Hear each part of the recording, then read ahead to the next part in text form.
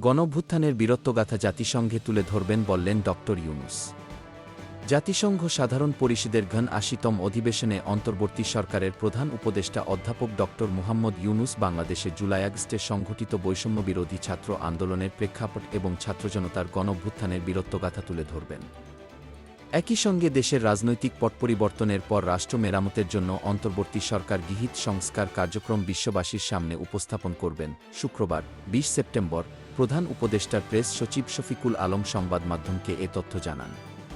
প্রধান উপদেষ্টার প্রেস সচিব জানান, এবার জাতিসংঘ সাধারণ পরিষদের অধিবেশনে প্রধান উপদেষ্টা যে বক্তব্য দেবেন, সেখানে বাংলাদেশের ছাত্রজনতার ৫ আগস্টের অভ্যুত্থানের বীরত্বগাথা তুলে ধরা হবে।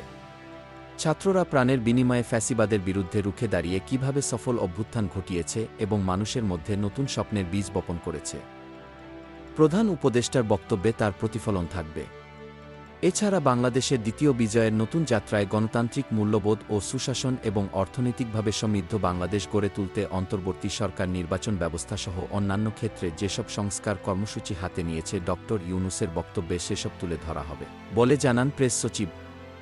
প্রেস সচিব আরও জানান, পতিত স্বৈরাচার শেখ হাসিনার একনায়কতান্ত্রিক শাসনের অবসানের পর পরিবর্তিত পরিস্থিতিতে বাংলাদেশের জনগণ ও সরকারের দর্শন বিশ্ববাসীর কাছে তুলে ধরার চেষ্টা করবেন অধ্যাপক ইউনূস। নিজেদের গর্বিত ও মর্যাদাশীল দেশের জনগণ হিসেবে বিশ্ব পরিমণ্ডলে বাংলাদেশ কিভাবে নিজেদের তুলে ধরবে, সেটি আন্তর্জাতিক সম্প্রদায়কে জানাবেন প্রধান উপদেষ্টা।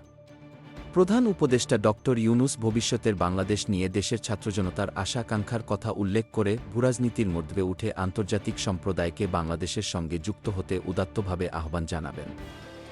ছাত্রজনতার তীব্র আন্দোলনের মুখে গত ৫ আগস্ট শেখ হাসিনা পদত্যাগ করে ভারতে চলে যান। নোবেল বিজয়ী ড মুহাম্মদ ইউনূসকে অন্তর্বর্তী সরকারের প্রধান উপদেষ্টা হওয়ার প্রস্তাব দেওয়া হলে তিনি তা গ্রহণ করেন। ৮ আগস্ট তিনি দায়িত্ব নেন।